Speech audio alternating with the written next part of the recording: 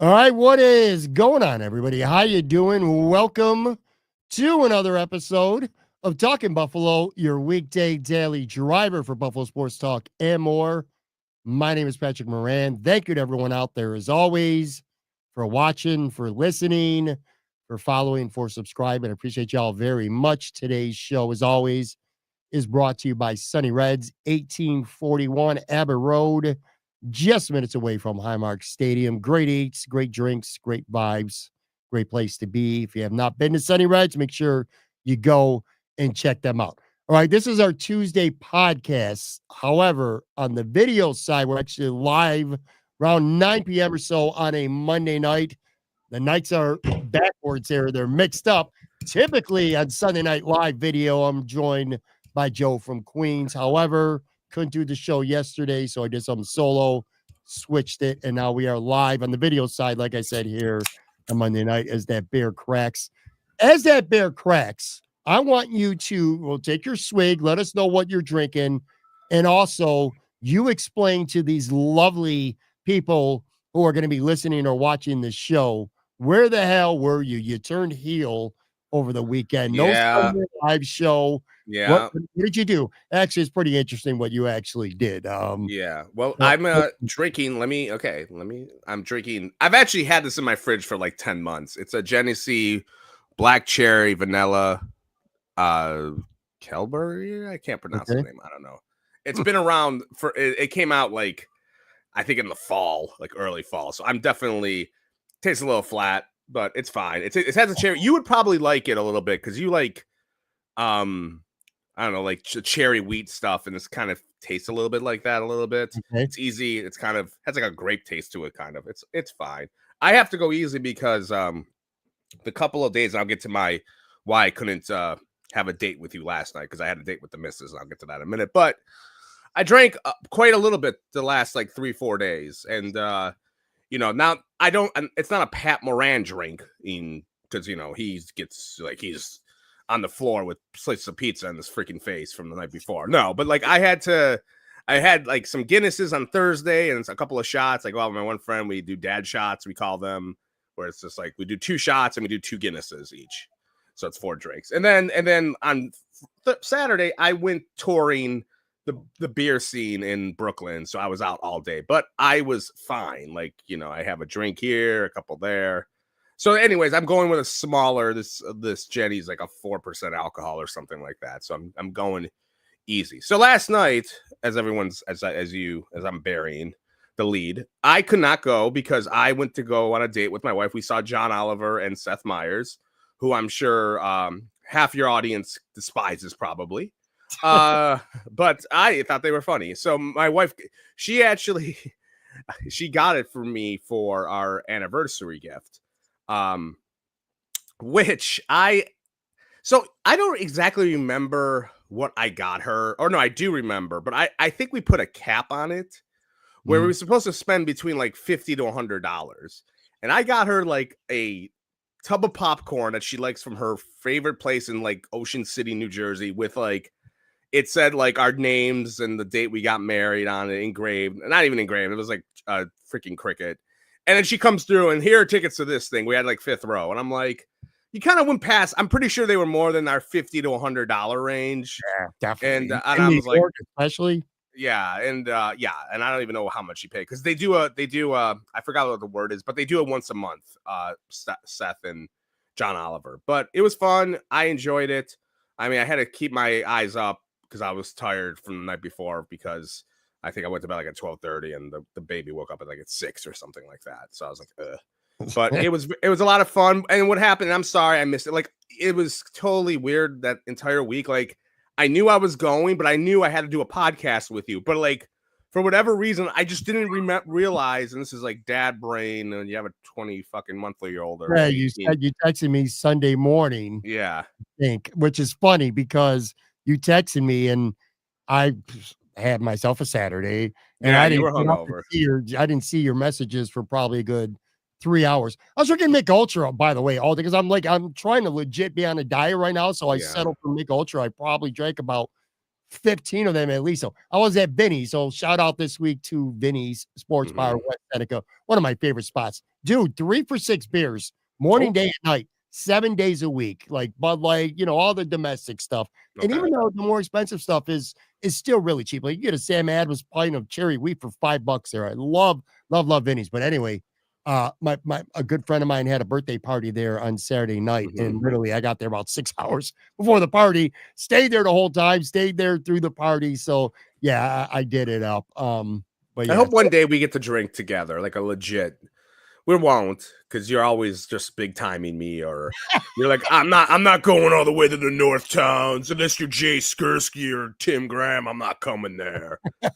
And we're going to. All right, so everyone who's listening to the show, this is going to be a smorgasbord of topics. This is going to be a combination of some serious and very unserious Bills topics today. We're going to have a little bit of fun. We're going to just jump around to a bunch of shit here, and we'll get to this soon. But the title and the thumbnail, if you're watching us on the video side, is if you had to trade Josh Allen, and let's be really, really clear. We're trading tomorrow. Both know that Josh Allen is not getting traded today, tomorrow, next year, the year after that, the year after that. Okay. You don't have to educate me on that. I already know that. But for fun, I literally had to put in the thumbnail for entertainment purposes only. If the league came to the Bills and said, Brandon, Terry Bagula, you have to trade Josh Allen from the Buffalo Bills tomorrow, and it has to be for a player, and that player cannot be Patrick Mahomes. That's going to be something. I'll give you a little bit of time to think on it. If people are listening to the show, I'll give you some time to think on it. If you're watching on the video side, I'll throw up some of your answers in a little bit. We're going to get to that soon. So again, entertainment purposes only. Who would you trade Josh Allen for if the league forced you to, and it can't be Patrick Mahomes? We're going to talk about that. We're going to talk about this Hallmark holiday movie, because this just came up since you and I talked last. With a Bills, a love story or something like that. We're going to get to that. So like I said, some unserious topics, some legitimate stuff. Let me start here, because this is the popular meme going around on Twitter. I would assume Blue Sky, definitely Facebook as well. So you're in New York City.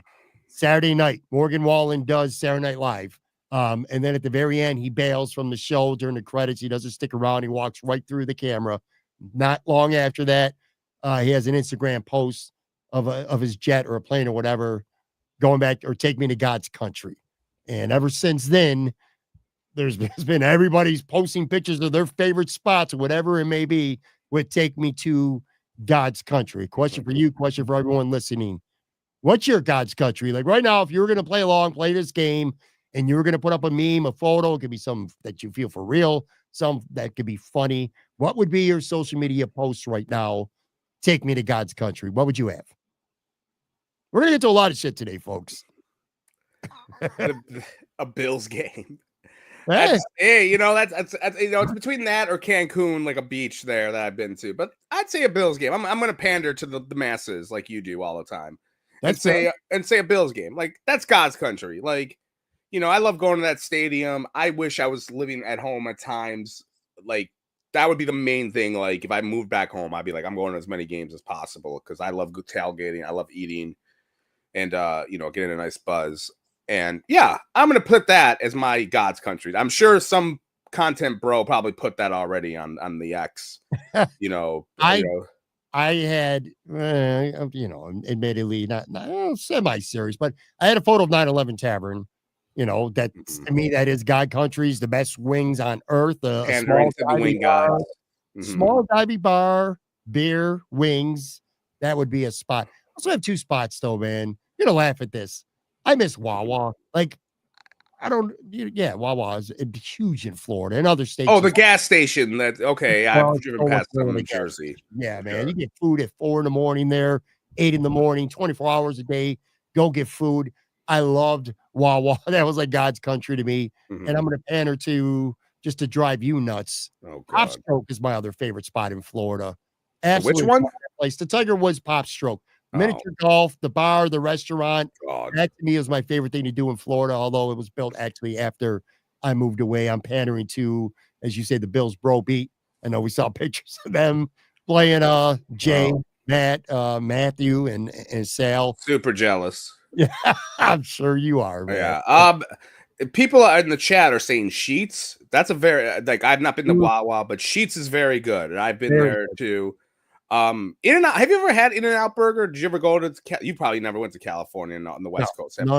In-N-Out Burger is the deal. Like that is awesome. That's like if you ever make it out there, go to an In-N-Out Burger. Patrick Connie says Sheets is so far better than Wawa. You're crazy, man. Come on, Patrick. Have you done a Sheets before? Yeah, Or no? I actually did. When my son was on one of his recruitment trips for football, it was in Cary in Pennsylvania, and there was a Sheets literally 5 minutes away from their football camp, from their campus. I was like, that's probably the best selling point you could probably have for to go to Clarion University. You have a Sheets right there. Yeah, that's the shit for sure. But I don't know. I'm just I'm a Wawa guy. It really sucks that Buffalo. I guess if you're from Buffalo and you've never been anywhere else, it would be like a Delta Sonic, but like on steroids, like just way bigger and way What better. would you say? So like there's you just said it. So would you consider Delta Sonic the best? Like, what do you even call that? Like, what do you call Sheets? Do you call it a gas station / convenience store that you get a sandwich place? Like, what would you? Awesome. It's awesome. I know, but what's the equivalent to like in Buffalo? We have anything there? Delta Sonic.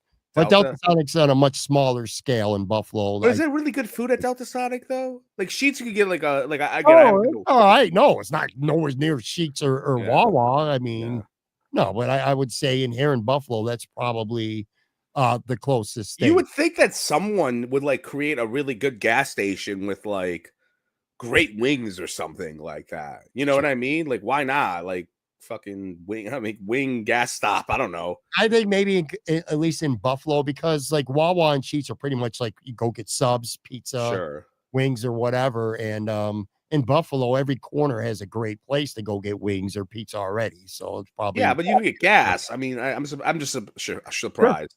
Yeah, I don't know. We should open a business called Talking Buffalo Gas. Or Trust me, dude, gas. I would be excited to have a Wawa in Buffalo. It's legit one of the things I miss most about living in Florida. Sure. Let me again, like I said, we're gonna get to a lot of stuff today. Some serious, some unserious. This is a legit question.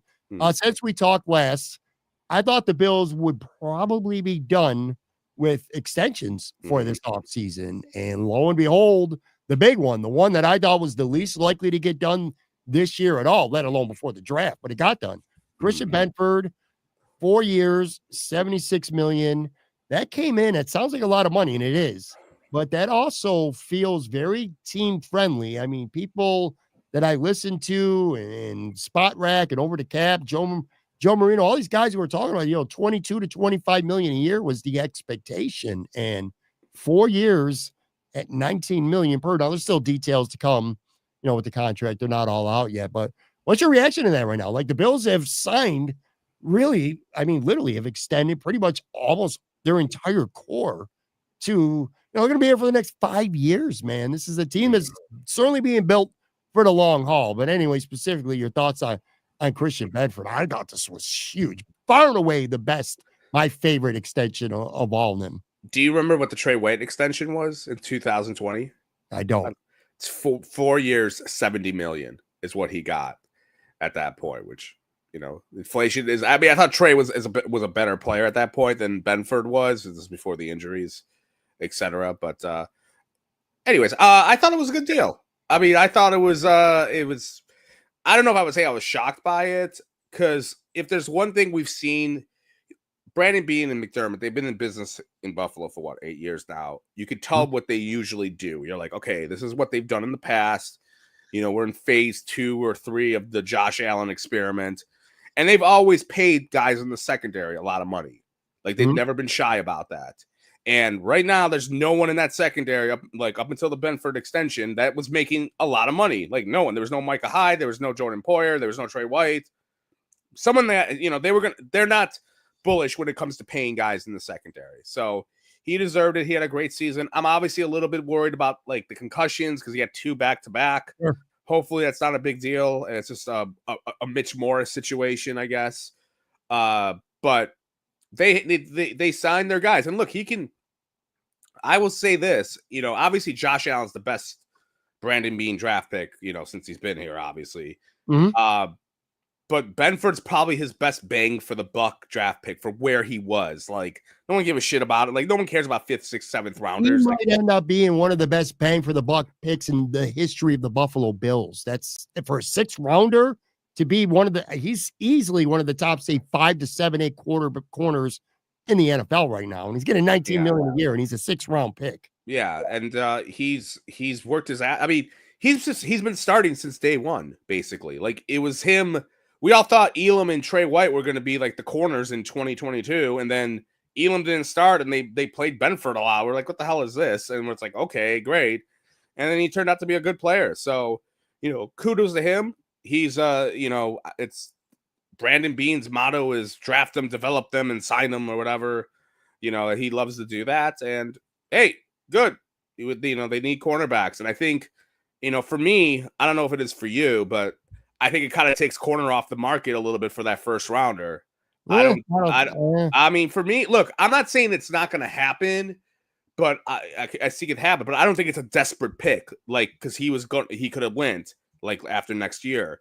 Because I still think they're looking at defensive line, defensive tackle. I think, for sure. I think they want that more than another corner. You very well could be right. I don't think Benford signing affects how they approach cornerback in the draft, because they absolutely need to get a corner besides him, because I don't think they're riding on Dane Jackson.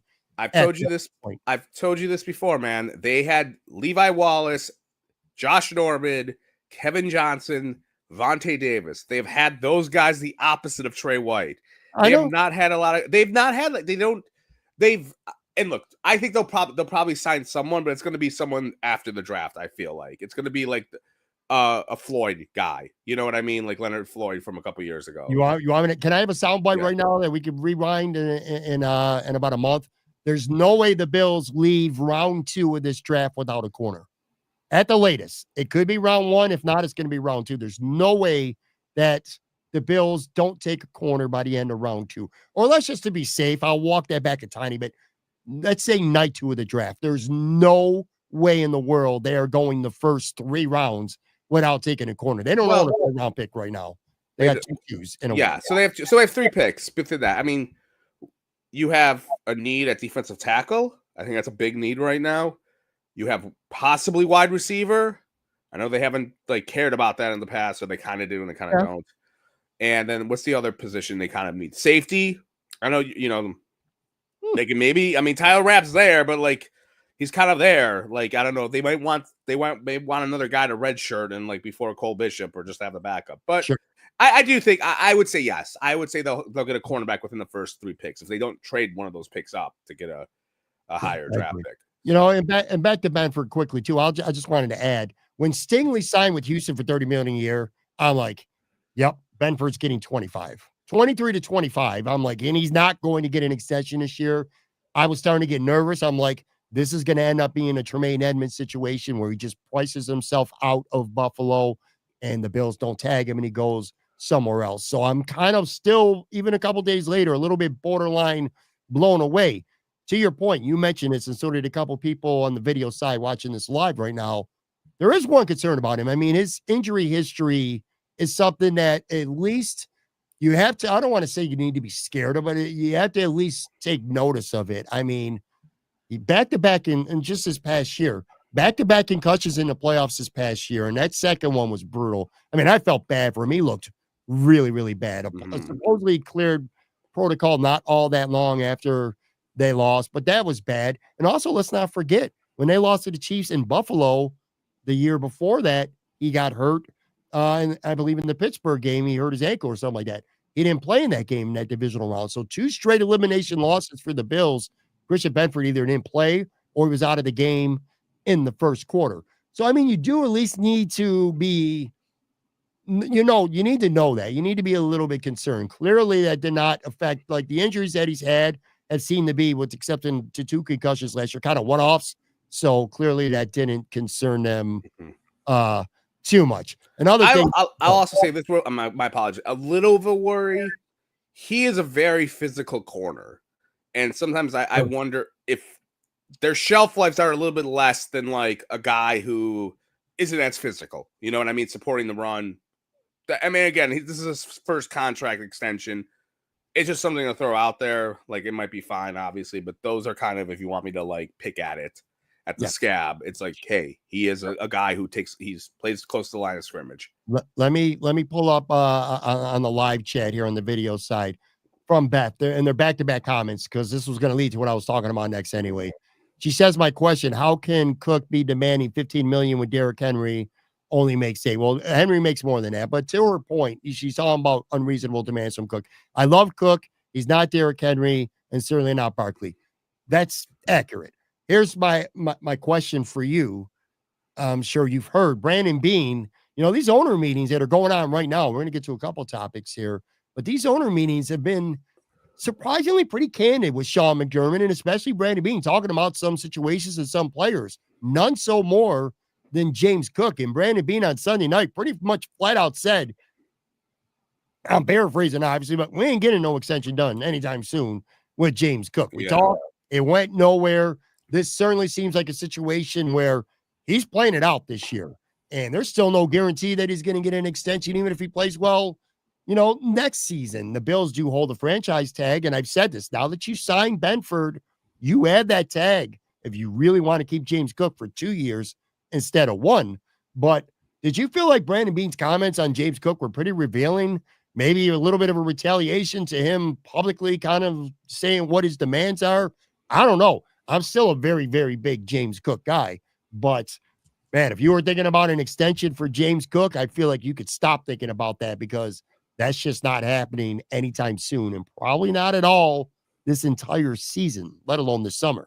It was interesting how he phrased it, because this entire time he's been like, I'm not negotiating with the media or through the media, but yeah, we're not close to anything, and it could be till next year we're gonna extend it maybe. And that's like, okay, you just negotiated through the media, buddy. And he tried to kind of like in the beginning of that question because I listened to it back, he said, well, they put it out there, like his representatives and Cook, about them meeting with the Bills, which I don't remember that. I don't know if I was on Twitter that day, like him saying verbatim that they met, because I didn't see that. I didn't see Cook say that. I didn't see his agent say that. The only thing I've seen is like emojis or weird tweets and all that shit that we all have. Like, he was on the podcast too with Chad Johnson. Did he say though we met and we talked? He didn't. No. He definitely did not say that, and he didn't also say 15 million on the show. He pretty much said, I'm getting paid what I'm worth, and I'm not taking less. Yeah. I mean, but the way Brandon kind of said it was like, oh, we said we met and talked. That's what he said. I was like, no one had mentioned that they talked at all, like prior to something missing. And anyone in the chat can tell me, and they Google and let me know if something happened where they were like, oh yeah, we chatted beforehand, because it was out there. It wasn't out there. Only thing I saw was tweets and then him being on the show, but it wasn't I think he meant that Cook put what he wants out there publicly. Yeah, but it's kind of like he, instead of taking the higher road, he kind of went like, okay, let's fight fire with fire. So I don't want to hear. That's what I'm saying. I don't want to hear anyone. That's a little bit. I was very surprised to hear that from Brandon. Yeah, and as far as I'm concerned, then like it's now open season for both parties. So I don't think you could complain. You can't be that person. Like, I know when Benford signed, I saw that there was like stuff on Twitter, like, oh, like I think it was Greg Thompson tweeted this, and it was fine. Like, he said like 5 guys who didn't. I'm paraphrasing. Like 4 guys signed extensions who didn't complain while the other guy didn't. Or didn't. I may have messed that up, Dad Brain, but sure. Yeah. And I was like, okay, well, like, all right, got that. But then like all of a sudden here comes Brandon Beane kind of saying the same thing. Like, he's kind of taking it to the air, and it's a little bit messed up a little bit, because if it's like you just negotiate through the media, and I feel like, sometimes, like you just said, at the owners meeting or league meetings, they call them now, I guess, they go down there, and sometimes they're like, what a difference 3 weeks makes. Like, Cook was great. Like, it's weird because like the combine, like, Brandon Beane was like, oh, we love him, blah, blah, blah, don't worry about it. And then like 3 weeks later, he's like, well, it looks like we're not going to get anything done. So I'm assuming they did, like he said, they did talk. And I talk about history with the Bills again under Brandon Beane and McDermott. They have not paid for any running back like on a new contract. No Singletary, no Moss, no. They cut. I'm starting to think it's going to be the same deal with Cook too. Now, Yeah, and like until now, but now I do think that one thing to keep in mind too. Look, his brother Dalvin Cook, he almost had he had a contract issue with the Vikings. Yep. And he had an interesting career. If you look at his brother, at Dalvin Cook, whereas he was like a third down back, he was like a steady back, and then by his second contract, he got really good, and he was like awesome towards the end. And then he wanted a new contract, and he threatened to hold out. And this was like during the COVID. I looked this up. Like this was during the COVID year in 2020. Like he wasn't gonna. He threatened like I'm not going to OTAs. I'm not doing any of that. And then he went to training camp though, and he then got the extension he wanted. So, like, I say all of that because James Cook comes from a football family. His brother was playing hard. Like, he was playing, and he wanted an extension. He was playing, like, he was being very business savvy. So, he might be changing that after his brother. And I feel bad. Look, on one hand, I don't want to play a running back $15 million unless they're, like, as the person said in the chat, like Derrick Henry, Saquon Barkley. On the other, and I just don't like. I just feel like you could find running backs elsewhere. I just that's my opinion. But on the other hand, I feel bad for him because he's in a position where I don't think it's an accident, and I don't think it's an accident that Ty Johnson's their third round back. And there's a part of me that thinks they do that because it fucks with his negotiation. Because he's not on the field at times on third down or when they're doing like a 2-minute drill. And it's like that's gonna affect your negotiation. And of course, if you ask him, "Hey, dude, do you want to play on third down?" He's gonna say, "Yeah, put me in, coach. Like I can catch the ball." But then the film bros say he can't block, which I'm like, can't block. That's the problem. What example? Hold on, it's probably going to cost him several $1 million. Okay, but that's not on the field because he can't. But he's a terrible pass blocker. Where has this been documented? I want a film bro. Okay, to fucking send me a GIF or memes or whatever of times he's been in there on third down. Because I feel like this got pulled out of someone's ass and they were like, oh, he can't block. And it's like, well, that's why we can't play him on third down. We can't play him on third down. Go watch. Okay. If you want one specific example, go watch that final drive, the one play that he was in on that final drive. Watch that one pass block. And he came out. He wasn't on the final drive against the Chiefs. He played a snap and it was a passing play. And he got blown up on a pass block. Go watch it. I promise you that it happened. All right. Well, look, he didn't touch the ball in the final drive, but he was out there for a play. It was a passing play. He had a terrible block. I'm just telling you, that's well, if nothing else, that's the reputation. Okay, well, I still believe you can become a good blocker as a running back. You just have to know your assignment, get a little bit more physical. Well, he's not going to do with the Bills. That's what it is. They got Ray Davis, they got Ty Johnson. It's stupid because here's my. Well, that's why I feel bad for him because I think the Bills are doing. I think the Bills are doing a disservice. I'm sorry, he is by and far a better running back than Ty Johnson and Greg Davis is. I don't understand why. I get what you're saying. Here's the last I checked, all running backs do go out in the flat on third down. They don't stay back there. I know, but even in college, dude, he's never been a bell cow 75-80% snap guy. Even in school, even in college, he wasn't. He's never been a number one featured. I'm out there all the time. I like James Cook, man. I've had literally podcasts dedicated to defending him, and I want to move on because I still want to get to a bunch of shit here today. I'll say this though, Greg or anyone else who is saying that the other guys got their deals done and James Cook didn't because they weren't negotiating in public. I don't buy that. The other guys, the Bills had a dollar value for them, and the negotiations might have been more open to meeting somewhere in the middle. James Cook wants to get what he wants to get, and he's just look at us. We just spent the last 10 minutes arguing about him. He is literally a polarizing figure because you could say, give him more snaps and he'll be one of the best running backs in football. Or you could say, well, things are fine the way they are now. He's not taking less money. He wants to get paid. And that's probably the bigger reason why he's not getting an extension. I don't think it has anything to do with the fact that he put out emojis and 15 million or whatever on IG and what on Shannon Sharp's podcast.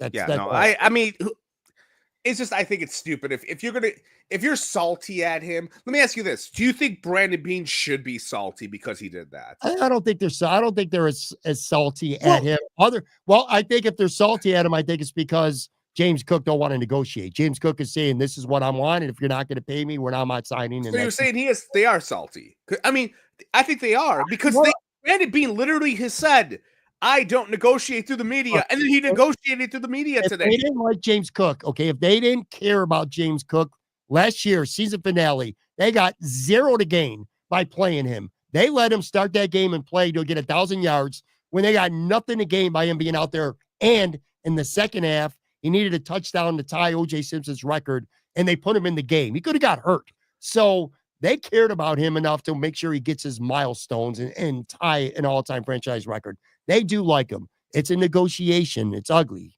Who knows? We don't know. We don't know behind the scenes, but I just don't buy that it's because James Cook has been public about it. I don't think that's why something's happening. Then why did Brandon Beane say that? Because James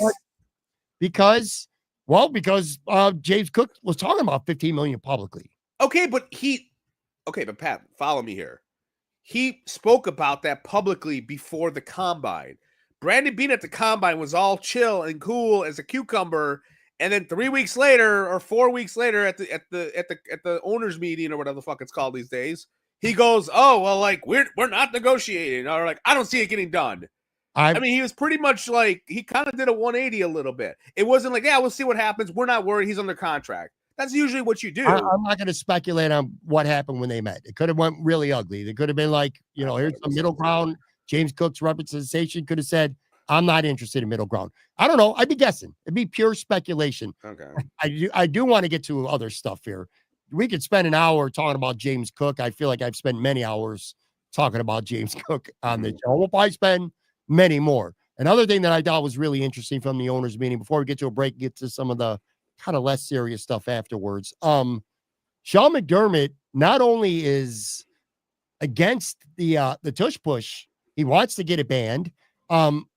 By the time people listen to this on Tuesday, I don't know if they're voting on Tuesday or not. So this might already be a done deal. But anyway, kind of surprising to see Sean McDermott very vocal, speaking out against it, talking about safety reasons, which is a crock of shit. I mean, let's just call it what it is. That is a bunch of bullshit, and everybody knows that. But him speaking out against it, very surprising. The Bills ran the tush push more than anyone in the league last year, except for Philly. And he also admitted there's no data that suggests that there's more injuries because of this, but he talked about getting ahead of the data and getting out in front of it before it becomes an issue. Anyway, I guess my question for you before we get to a break here, you surprised that Sean McDermott is not only, anti-tush push, but also being almost uncharacteristically vocal about it as well? Well, he is on the competition committee, so he does comment about that because he's on there. I think it's super.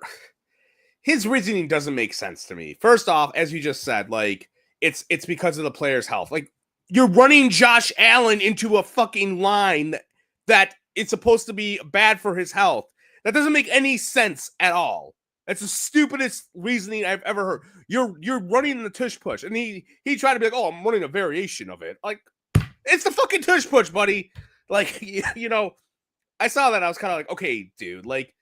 I don't get why, like, where are you on that? Like, I don't mind the tush push. I think it's like, I feel like they're trying to get rid of it because it works most of the time, like 98% of the time. And I think, and teams are pissed off at it. And this could go back, I'm sorry, and then you can answer, my apologies, but like, this could go back to like Sean McDermott being Mr. Defense. And he's like, I'm sick and tired of defenses not being able to stop this. So let's take it out of the game. It doesn't make sense to me why people want to take it out of the game. It works. It gets you a first down. I don't get it. I'm sorry. I don't get it. I know people hate it. Nothing you're saying is wrong. I personally don't like it. I don't know. It feels, and look, the easy comeback, the low hanging fruit, and you'd be right by saying this too, is, well, every team should do what Philly's doing. I completely agree with that. It just feels like it takes some of this excitement and the skill out of the game. 4th and inches, 4th and 1. It'd be one. I mean, it's 4. If it's like within a yard, it was riveting shit when Tom Brady did a quarterback sneak on 4th and 1. It was, oh my God, this is fucking great. Well, they're talking about being pushed from behind. Like the Okay, but running, you're saying it's always been a rule. The running, whoever's running the football cannot be pushed by a teammate forward. That's what they're trying to ban. If you want to run a quarterback sneak with Hurts or with Josh Allen, fine. But having somebody lining up and pushing him to assist him from behind is what they're trying to ban. I just don't like it. And I don't have a very strong take on it. I'm not going to die on the hill if it doesn't get banned, which, by the way, I do think it's going to be banned. That's my prediction anyway. It seems like there's a lot of steam for it. I don't know. I really don't have a very strong take. I think I just don't. I don't look. I don't. I have a strong take where I don't see what the big deal is, and this isn't me saying like I'm not trying to be a meathead with like, oh, like they're taking it back to like play flag football bullshit. Like I'm not that guy. I just think like it works. It gets you a first down. Like, what's the big deal? It's Well, fourth it and doesn't always inches. work. It didn't work for the Bills. Well, yeah, they fucked it up. Of course, it's probably why probably why when Durham wants to fucking get rid of it. But again, it was just I don't know. I don't see why you want to ban it. It just seems kind of like it doesn't make it. I don't see the reason. It's not a health thing. I cannot recall anyone ever getting hurt by doing that play. It just feels like to me they don't like it because it works all the time. If Sean McDermott came out and said, you know what, it's too hard to spot the football. We don't know where the ball is. We have fucking old, we have 70-year-olds, with the referees. Then okay, I could understand that. That could be an issue, spotting the football, but it's fine. It gets you a first down. I don't see what the big deal is. Yeah. Well, let's wait to see what it's voted on, and then maybe next week. Next week, when we get together, whatever rule changes there's going to be, we'll know instead of speculating what may or may not happen, and we'll react to those on the show next Sunday night. Anyway, take a real quick break. Video side, literally going to be back in about 3 seconds. Bunch of stuff left to get to as well.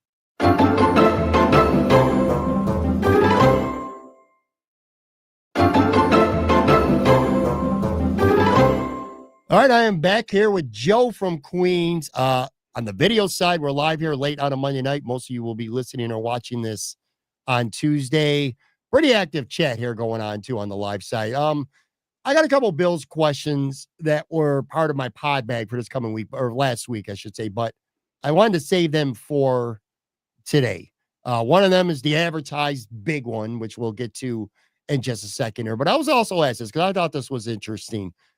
And again, you don't even know what these questions are right now, but this one was, if you could have had your choice of Stephon Diggs, Amari Cooper, or Mac Hollins on the 2025 Buffalo Bills, one of those three, you could have your choice with the team, the contract, the fit, whatever you want to factor in. But if you could have one of those three on this team, who would it have been? Diggs. Yeah. And I think it's more about the other two guys. Look, I know you love Hollins. Doesn't really do. He's okay. He's a nice, he's Moana or Moani, with a frick that guy character's name is in that Disney movie. But he's fine. I think you can find those guys anywhere.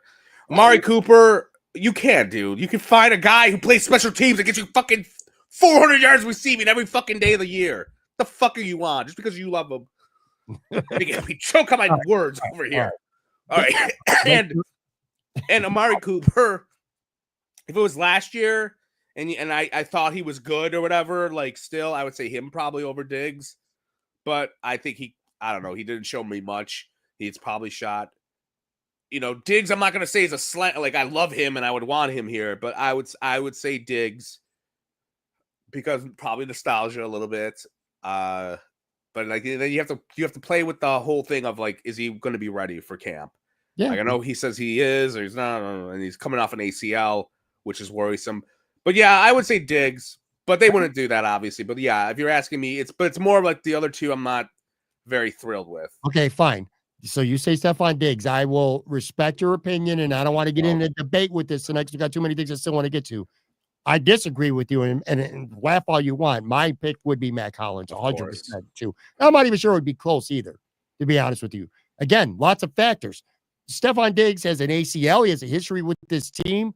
They paid $31 million for him to not be in the building anymore. Sure. There's some shit we probably don't even know about to this day. Amari Cooper is just not the same player. This Bills team right now, if you look at their roster, you're like, man, what could they still use? They could use a fifth wide receiver who's a great special teams player who's capable of doing more if you need it. I still say maybe the one thing about this offseason that I think Brandon Beane 100% got wrong was not pulling up money and paying for Matt Collins, which, by the way, circling back to these proposed rule changes, they're talking about moving the touchback to the 35-yard line. They want to promote more kickoffs. And I think it was Sean McDermott talked about today on Monday being special teams guys. They got to go out and get some special teams guys because they're going to be more important than they were last year. That makes Matt Collins, to me, even more important.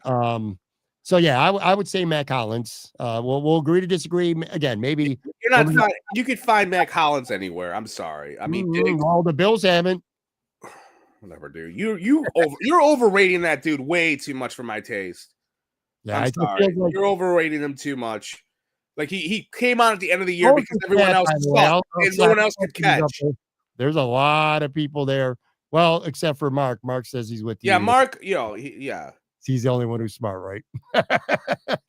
All right, let me get to the question here that I've been waiting to. Oh my god! And I don't know what you're going to say because I just brought this up to you. Who'd you steal this topic from? It was asked to me, and I said it was supposed to be part of my podcast. I wanted to save it for this discussion with you.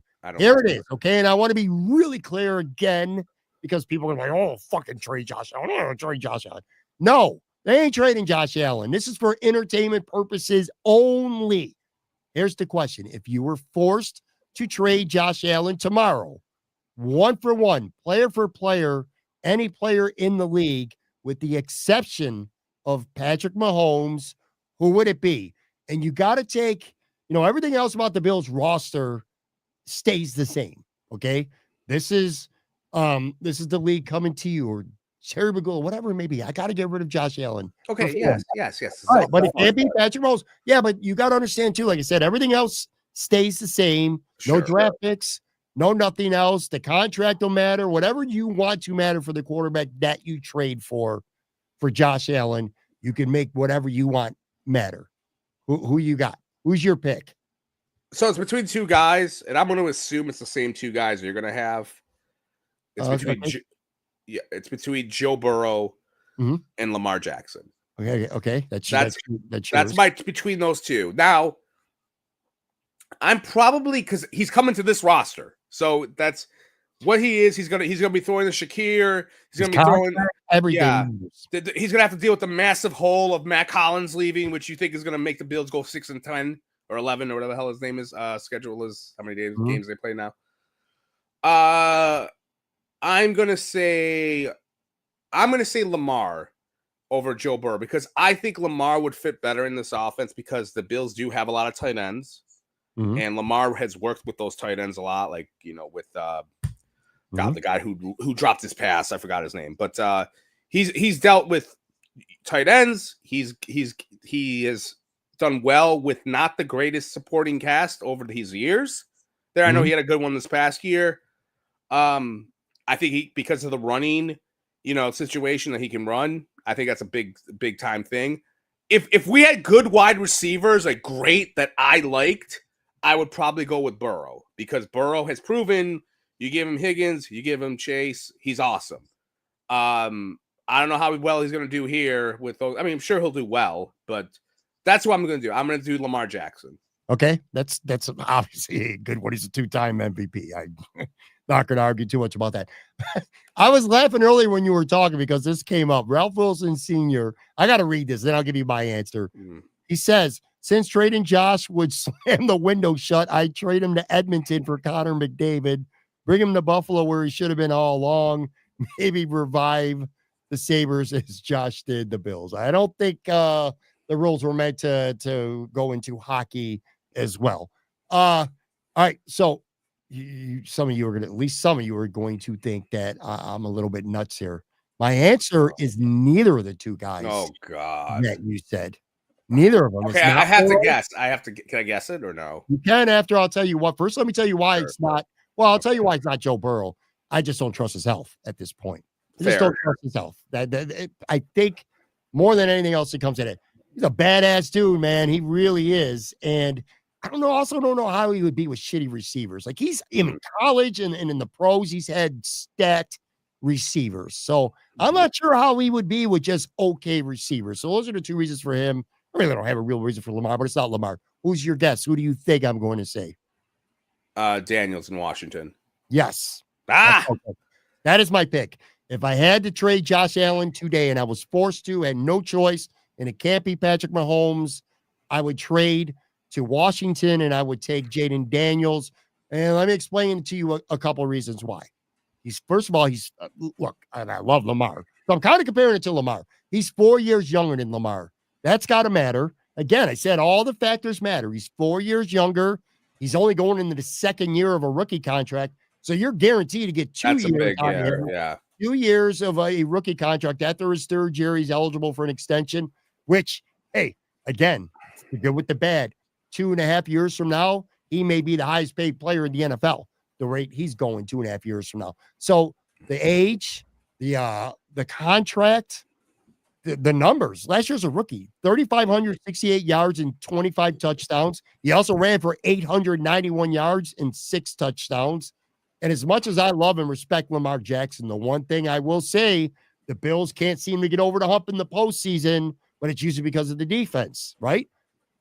Lamar Jackson, for his 2-time MVP, could have easily been a 3-time MVP. Dude ain't been so stellar in the playoffs. I mean, he played pretty good against the Bills this year. Played good enough to win. I mean, guy drops the ball. That sucks. But Lamar also put him in a hole in the first half as well. Let's just call it what it is. Dude, he's 3-5 in the playoffs for his career. 10 touchdowns and only 7 interceptions. So 10-7 is not a great ratio. 219 passing yards per game for his career in the playoffs. And that's not me taking a shit on Lamar Jackson. He's an all-time great.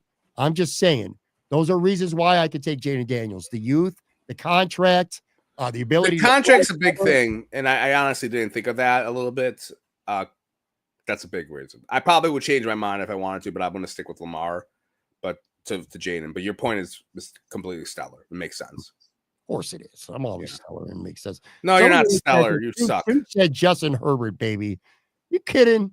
Justin Herbert's a good. I mean, he's in a bad situation. I mean, not a bad situation. Like he's in a situation where they're going to run that's like Sean McDermott's dream offense in LA. They're going to run the ball 2 trillion times. He's had some pretty good weapons, man. Yeah, some pretty good weapons. But yeah. All right, here's another question.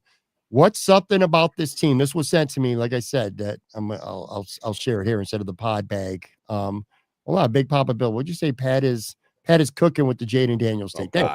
What's something about this team that fans and media are most wrong about right now? What's something that you feel like the narrative is about the Bills, good or bad, what people are saying, what they think about the team, what they think about a player. What's a narrative that you feel like most people are wrong about?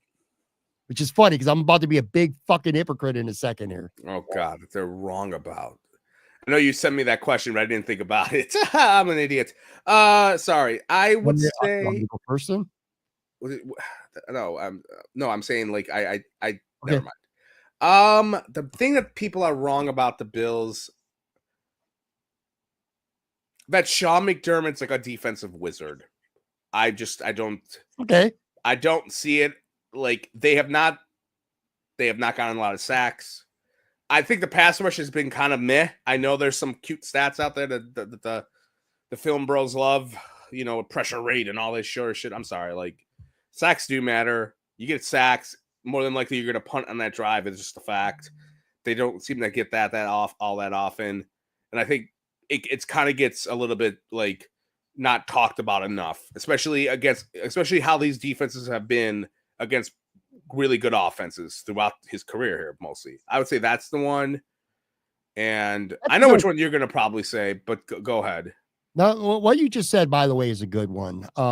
You can't be a defensive wizard, a defensive guru when your defense plays as bad as it does year after year in elimination losses. That's just fact, man. It is. And people might not want to hear that, but that's just the truth, man. Well, I got 2. One of them we just argued about a few minutes ago, and that's people like you who say that losing Matt Collins don't matter. It's not a big deal. I do think it's a big deal. I think he plays a lot of roles on this team, including what he brought to the clubhouse. Why do you love this dude? Here's the one that makes me sound like a hypocrite, because I was just going back and forth and I was careful. My answer is this. people who think James Cook is just easily replaceable. You're like, fuck it. That's me. Get rid of James Cook, and we're great with Ty Johnson and Ray Davis. No, you're not. You're not as good as a football team if James Cook's not a Buffalo Bill. I want to be really clear about that. If you trade James Cook, which, by the way, for the first time, literally the first time this entire offseason, I do think trading James Cook is now on the table. I did not think it was on the table. But if Brandon Beane already knows, and he could be public about it before April 1st, that we ain't signing James Cook to an extension, he's probably saying in his mind, I know I only got one more year left of this dude. I'm not paying him $15 million. I don't want to franchise tag him next year. What value does he have beyond this year? I think he's on the market, or could be on the market, I should say. I think it's a fucking dumb thing to do because, again, your goal should be to win the Super Bowl this year, and your offense will be lesser if James Cook is not on the Buffalo Bills and you rely on a 4th or 5th round rookie and Ray Davis. Your offense is not going to be as good. Simple as that. So that's my answer, man. I just don't think James Cook is so readily and easily replaceable like a lot of people think he is. Pat, what was the Bills' record in 2020 with Devin Singletary as their running back? It was good, though. Obviously, it was 13-3. Yeah. What was their record when it was Singletary and Moss in 2022? Yeah, but it was hold on. Let me get some in, okay, brother. Okay, Hogan. Let me get some heat in here. 2022, they were 13-3 with Devin Singletary, Zach Moss, and then Naheem Hines, who did nothing. That's the point. Like, they are still good without. I could see the other side of it. Like, they're still good without him. You know what I mean? Like, they've still been good. It's not good. They're not going to go off a cliff. Depends on if you want to trade him. Really, I've said this before. It depends what you get. You get a second rounder. I'm doing it tomorrow. You're not going to get a second rounder for him. Okay, I know. Like, I would do a second rounder for him.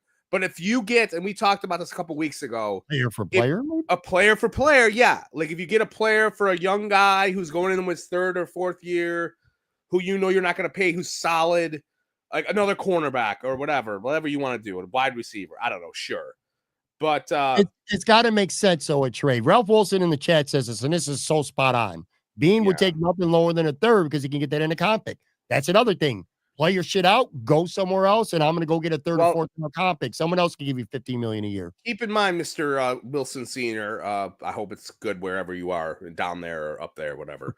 I would say that's only if the Bills don't spend money. I think next year they're going to be more in the clear, possibly for the cap, maybe, because there's going to be there'll be that phony money down the road, and then you're spending more money if you're losing Cook, you know what I mean? And who knows how much Cook's going to get in the open market. Like, I don't know. Like, running backs don't get that. It is hard for them. Like, look, Saquon Barkley did not get a giant, pun intended, giant deal from the Giants. They franchise tagged him, and then they let him go. And people kind of laughed at it, but until he went to the Eagles, and he was like, awesome. Like, that's a guy who they didn't want to sign. And at the time when that happened, I don't think there was a lot of, oh my God, like, I can't believe you did that. It was like, hey, you got a guy who's 28 years old. Derrick Henry, when he left and went to Baltimore, I think it was probably viewed as, oh, he didn't have a great year in Tennessee his last year. Go look at his numbers. They weren't great. It was probably like, oh, he's going to enjoy his final years like Frank Gore. And like he got great, you know? You're not wrong. I'm just laughing because in my wildest dreams, I did not expect us to budget as much time as we have talking about James Cook in the right. Well, that's your fault. That's not mine. So anyway, that's very fair. Look, Chooch, regular on the show, says I love Brady associate. Actually, that was Beth. Chooch said, any thoughts on Joe Brady? Anyone? I'll tell you what, we're going to shelf that. It's a good topic. I want to spend some time being able to talk about Joe Brady. So we will definitely have a nice conversation about him real soon. I want to get one other. I don't even know it's really so much a question to you as much as this is a point here. And then I want to get to this holiday movie and a few things to finish up. But I feel like too many people, you hit on this or you sent this to me when we were talking in messages earlier last week about people just obsessed with contracts, you know, and the numbers. And I think that's a good point. And I think that really came to light when Stephon Diggs signed with the Patriots this past week. 3 years, $69 million, $26 million guaranteed. Everybody in Buffalo, or Bills Mafia, I should say, completely, it's actually around the league for the most part, just losing their shit. Like, haha, what are you kidding me? You're giving this guy ACL, his age, this and that, all these issues. You're giving him all this money. Here's the reality. As the details, like I said, wait for the details.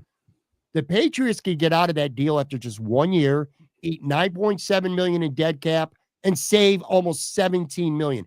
That's basically a 1-year contract for about 18.5 million this year. And the Patriots have a gazillion dollars of cap space. So who gives a fuck about a 1-year deal, right?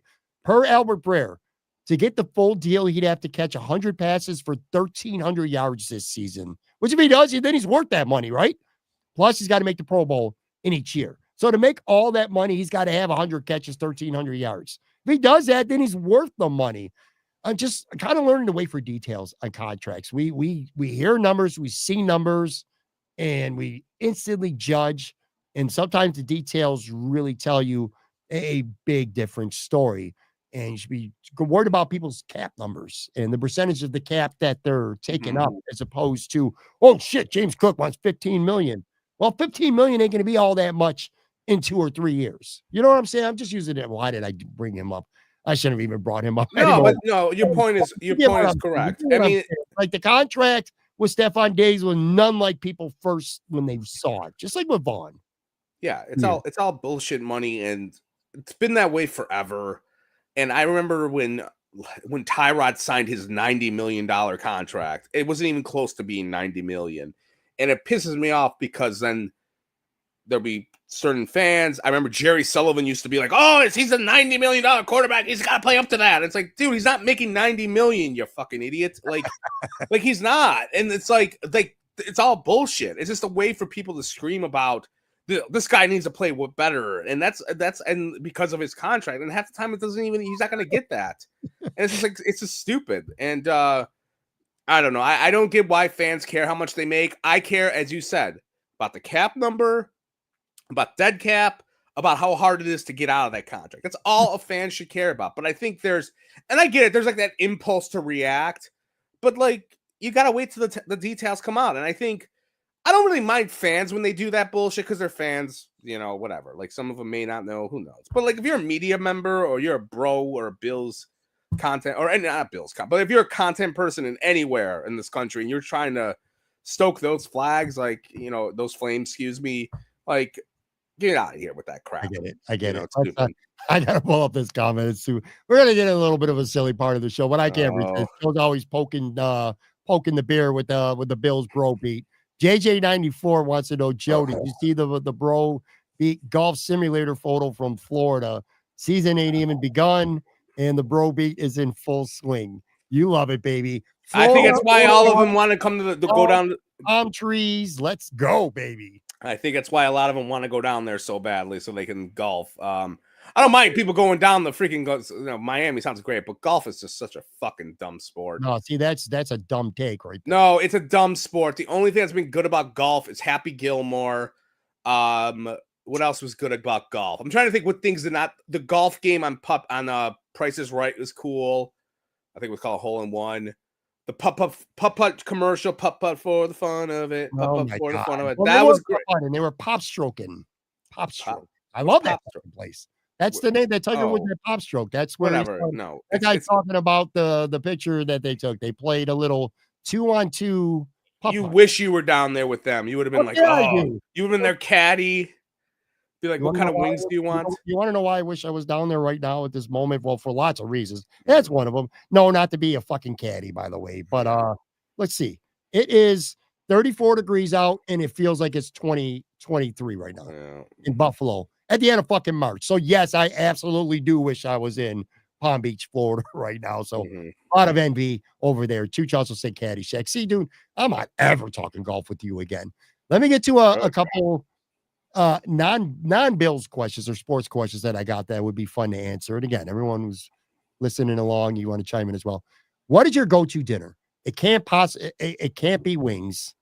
Do you cook it or do you go? And you're not that big of a wing person anyway. But what's your go-to dinner? And do you cook it or do you prefer to go out for it? Like, what's your go-to dinner? Grilled chicken salad. Okay. Cooking it? Oh, yeah, I'm cooking it. Yeah, I mean, I cook. I basically am the cook of the family.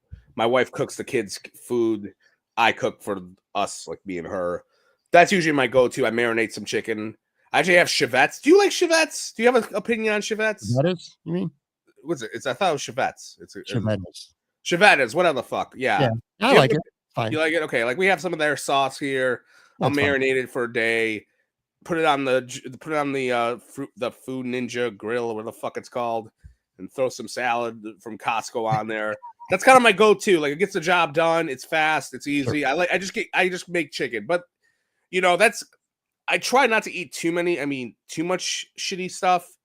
But that's kind of my go-to if I'm like, hey, I'm gonna eat this. Sure. Now if I'm feeling like I want to just Pat Moran it and just get 2,000 calorie meal or anything like that, I would have to go with like just some sort of giant burger, like the burger of doom.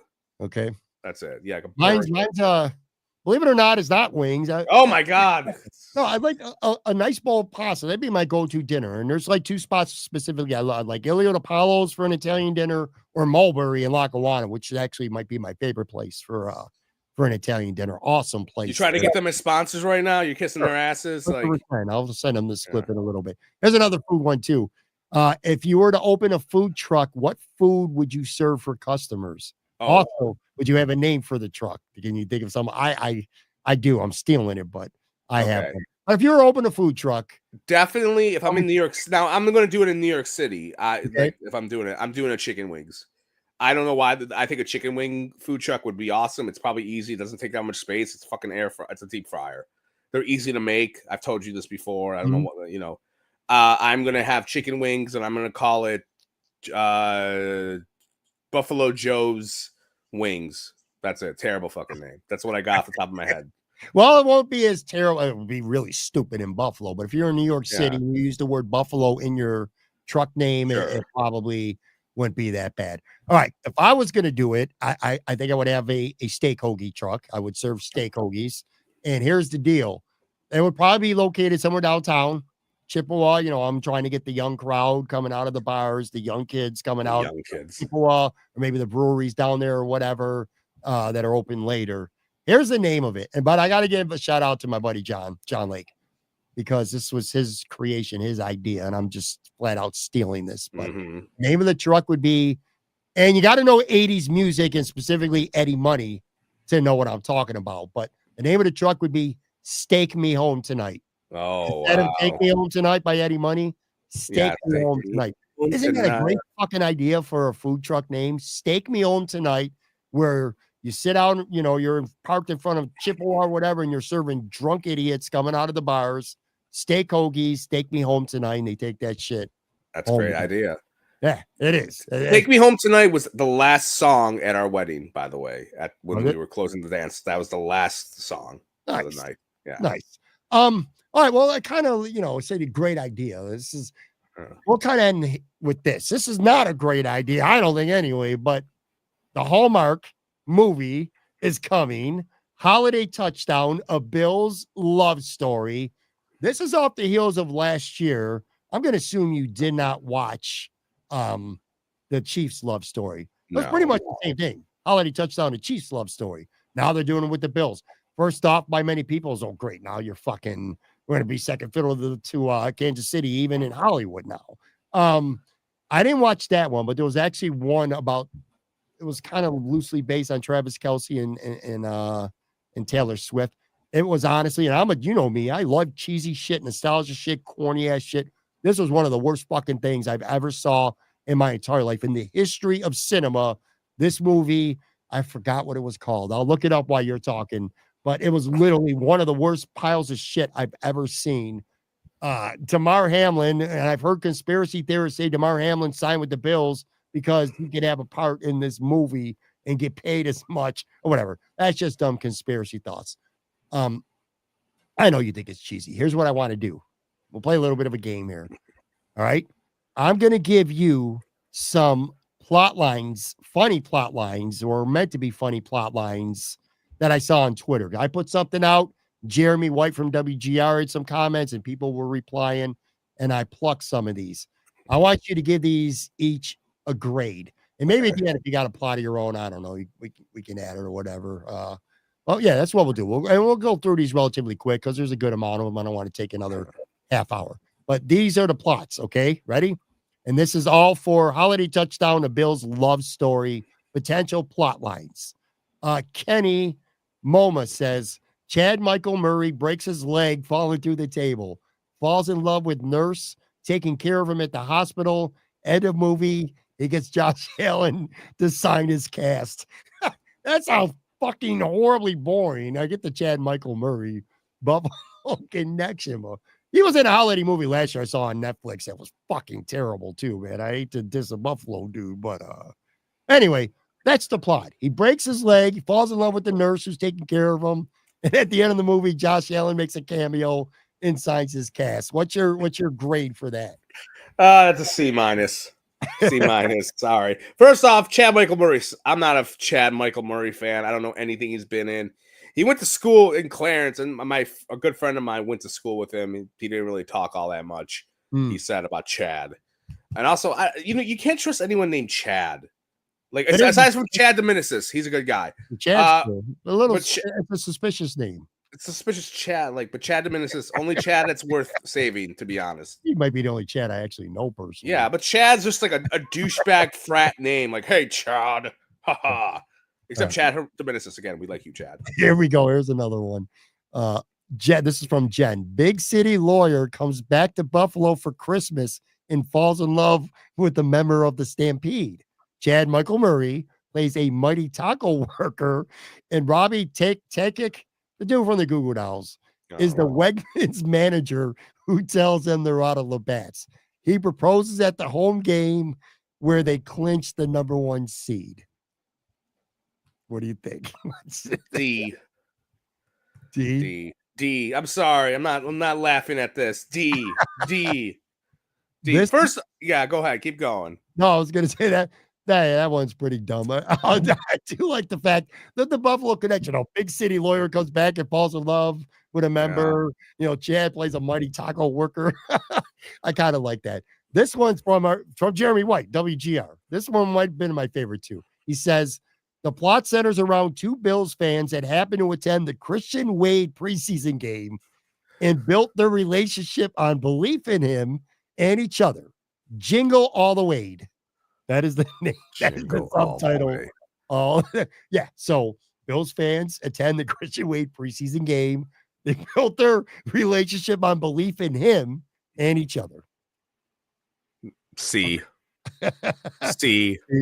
Well, you're being stingy with these. Hallmark movies are terrible. I'm sorry. Look, I get why Buffalo's excited, like it's a movie, but Hallmark movies in general are awful. They're awful. There's one from the Peter Gallery watching live. Ralph Wilson Sr. says first Hallmark silent movie. Yes. Matt Milano, who never talks. I'm going to give him a B+ on that one. I like that. Good job, Ralph. Ryan McAllister is up next. And I got to tell you, this is one where there's so many variations. This one, probably the most popular name thrown out there. Sure. But it says opening narration. The fairy tale began with a Kiko Alonso jersey. Mm-hmm. We all know what we're talking about there, folks.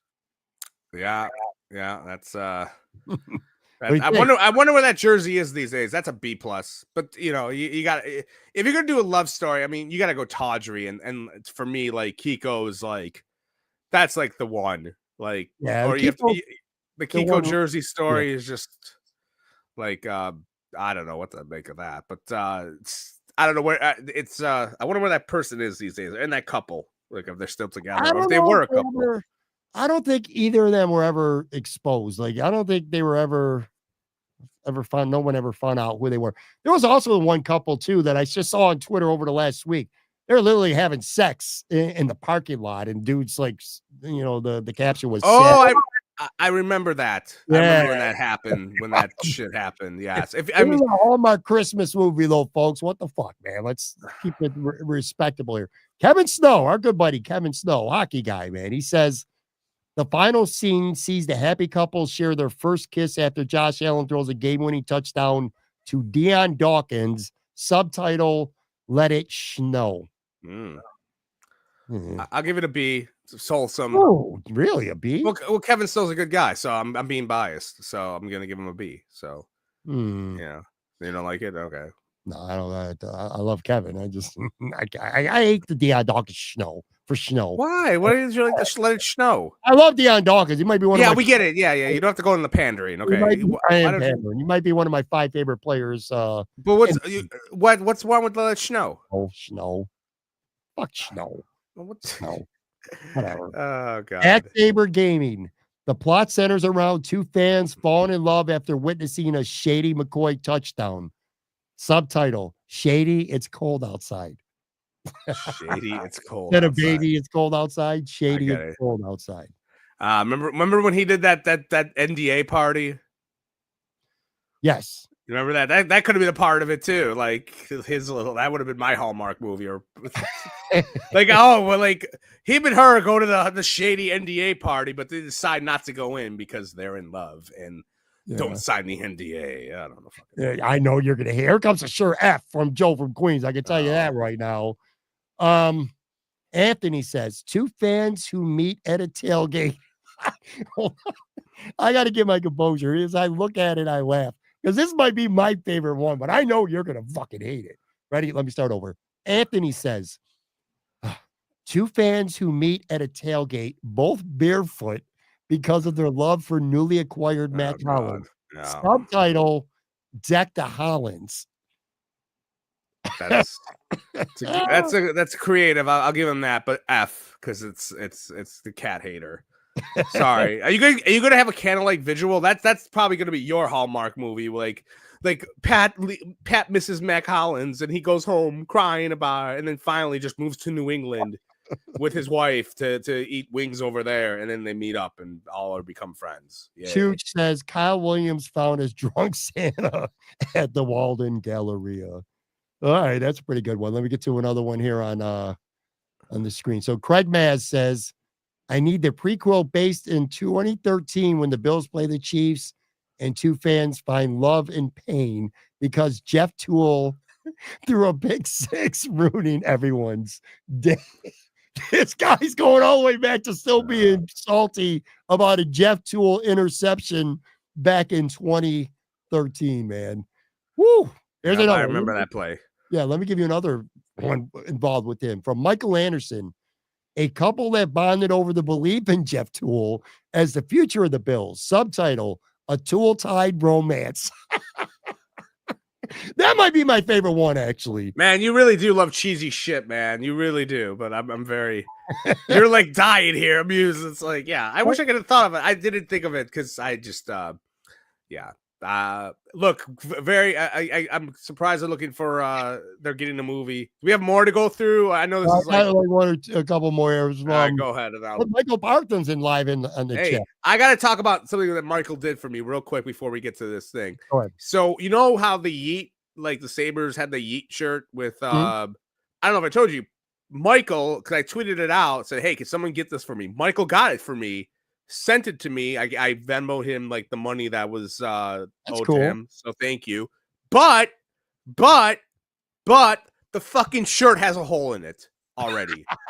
Fucking on the side, like right here, like on the video side, on the side. I was like, "What the fuck is this?" And it's not a Sabres thing. It's a WWE thing because it's a WWE shirt.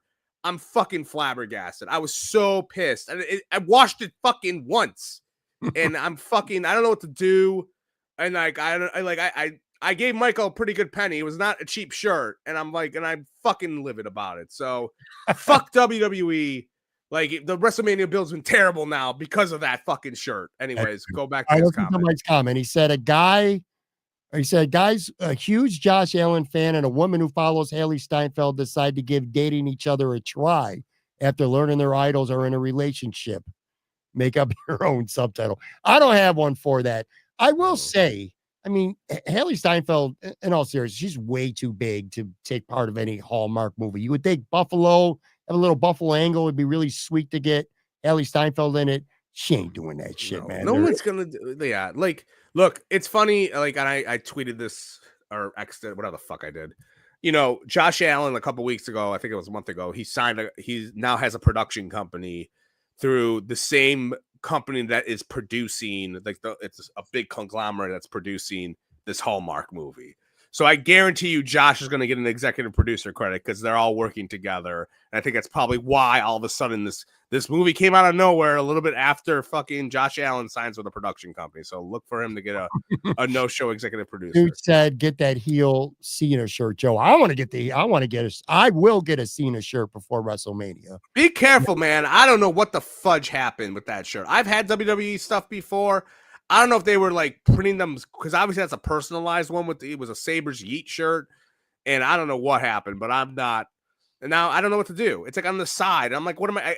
I guess it's gonna be like my gym shirt. I don't even know. I don't go to the fucking gym or fucking livid about it. Assholes. Well, you can wear it on camera on our show. And we'll no. I'm not doing. Maybe I will. Just a friendly Buffalonian. 2 WGR callers who meet, build a life, and fall in love after making countless calls about needing to run the ball more and draft more running backs. Subtitle: Run the Jingle Bell Rock. Run the Jingle Bell Rock.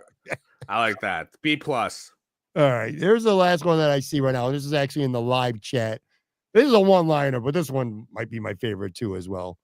Slick Rick ends up with Haley. So we're gonna have a holiday movie where Slick Rick the mailman ends up with Haley Steinfeld. No, mailman. Oh, that's interesting. How many Bills a Graham people are going to be in this movie? Like, what's the over under? Like, what are you setting at? I'm setting at 8. You're talking about like legitimate real life. Yeah, like Dell, Bill's Elvis is going to be. Actually, Bill's Elvis probably won't because I don't know if they'll get, that's like a clearance because Elvis owns. Elvis owns a lot. Like the real Elvis, not Bill's Elvis. He's always in stuff. Yeah, but he's not in like movies. Like you gotta like and like. Who knows if like? But anyways, so that I've thought about that actually. There's some Bills Mafia local celebrities. The train wreck Stooges are going to be there. They're going to like jump in the freaking frame. Maniac will. He's already got the limo. Yeah, he's already chasing after. Will 100% find his way into this movie. I guarantee you that. Dell will probably be asked to. Sal Capaccio will definitely be a sideline reporter. He's definitely he's got that. He's calling Syracuse to ask them to put in a favor for him. Yeah, you said no Bills Elvis. Possible. What else is there? The chefs. Even if it's just a scene, like if they're showing a stadium scene, like even if they don't have speaking lines, I could see them putting a bunch of Bills fans together, like real Bills fans, in a scene. I hope you guys all know this is going to be a terrible movie. It's Hallmark. It's going to be, yeah, but listen, Hallmark movies ain't supposed to be good. They're supposed to be so cheesy that you can't help but laugh or fall in love with the stupidness of it. Sure. God damn it, I forgot to find that Chiefs movie when you were talking earlier. I'll have to find it for next week. But anyway, to your point, I do think there'll be some, I don't even know. Would you do it if they said, hey, Joe, you want to come down to the stadium and you want to come down to whatever studio, you want to shoot a couple scenes? By the way, fucking AC Slater is going to be in this movie because he's been tweeting for the last week or so, bitching about that it's cold in Buffalo. It's like only we get to bitch about how cold it is in Buffalo. Oh, Mario Lopez. I didn't know he was still acting. I knew he was on like one of the Entertainment Tonight shows as a correspondent. That tells you what kind of movie this is very likely going. Well, they used to have your girl DJ Tanner on, and then she became a psycho. She used to be in all the Hallmark movies, I think. DJ Tanner, whatever, Candace Bure, whatever the hell her name was. Like she used to be on all of those movies, and then she like lost her. She's kind of a crazy religious person. But I digress. How do you think? Okay, so as we're getting out of here now. Like I said, this was who's going to be the weather guy? It's going to definitely be that dork, the Y guy. He'll definitely be the cameo weather guy. Give me Patrick Hammer from Channel 2. God, look at you pandering to him too. Like, no, it's going to be the Y guy. He's got it in there because there's going to be a snow angle. Like that movie. See, that's what that movie's going to have a snow angle. There's going to be snow. It's going to be every single trope in history. What do you think the reaction, like when this movie drops? You're gonna make fun of it relentlessly. Again, I don't know. Let me ask you this. Okay. Forget the Buffalo love story. When it comes Christmas season, are you a Christmas movie watcher? And if so, we all watch movies to an extent, but do you get into the cheesy ones? Do you get into the, you know, very rom-com, incredibly predictable, like almost all holiday movies are? Because who the fuck wants to watch a Christmas movie that has a bad ending and, that doesn't have a happy ending? You want the happy ending. So you know what you're getting. It's going to be predictable. Are you a holiday movie guy? Like, do you like these Yeah, cheesy, well, predictable what's the holiday cheat? movies? Well, look, I like a Toy Story. I like Home Alone. Is that what you're talking? Are you talking No, those are like real classics. like about Scrooged, like the one with Like Bill shit that's Murray? been on Netflix for the last, say, handful of years. Like the movies that come around, the new ones that come out. No, I can't remember the last Like Christmas. Lindsay Lohan, who's making a big comeback now, make 2 straight years. She's been in a pretty big Oh, has Christmas she? movie on God, I Netflix. don't know anything anymore. No, I mean, look, I like the comedies from when I was younger. I can't remember the newer Christmas movie I've watched. I can't remember. I've liked all the 90s, 80s nostalgia Christmas movies. Like, that's my jam. Not like, I don't know what the fuck has come out in the last 10, 15 years. And I'm like, oh, it's a cute Christmas movie. Yeah, no. I don't like rom-coms that much. Thank God my wife doesn't really make me watch them either. Like, I love oh my God. rom-com. All right, my last question for you, sir, staying with this movie thing here. What do you foresee the reaction being in Buffalo Bills fans when this movie comes out? Because I can tell you one thing for certain by watching these, like the one with the Chiefs last year, the action in the movie, there was literally, and there's been a lot of bad sports movies where the action did not look credible. This one was the fucking worst of the worst, like maybe literally ever. It's going to be that These way. movies You don't think Bills have a fans are big gonna care? budget, You people. They think don't. no, they don't. I agree. Do you think Yeah, Bills fans are gonna give a shit about the authenticity of the movie, the accuracy of the movie? It's probably. going to be stupid? Do you think it's how do you think it's gonna be received?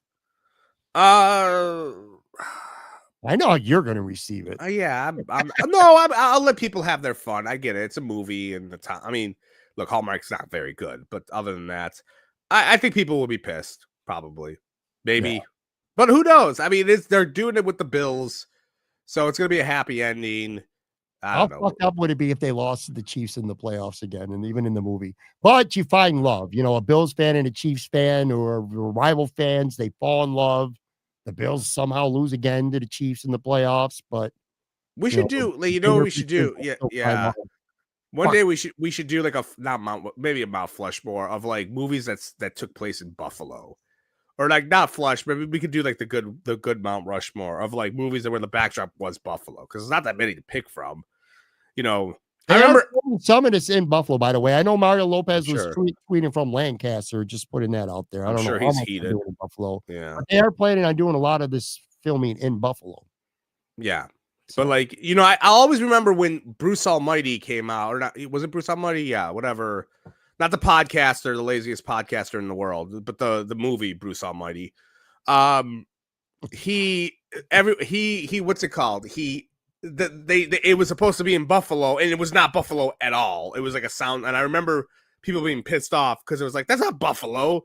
Like, even the neighborhoods they picked in that movie with Jim Carrey, it was they were just terrible. Like in terms of the neighborhoods. Did you ever see that movie or no? but yeah, many times. Okay, well you're not listening to me. I could tell you're like looking down at your comments. I'm Folks. trying. No, I'm not looking at my comments. I was trying to find the name of the Chiefs movie I did watch last year. Jesus Christ! Can someone in the chat find us the Chiefs Holiday movie? Touchdown, a Chiefs love story Oh God. is was the one I didn't watch. And again, hold on, Travis Kelsey and who the hell is it? Wow, how am I forgetting Taylor Swift? Hmm. Swift Hallmark movie. It won't show, man. That's pissing me off now.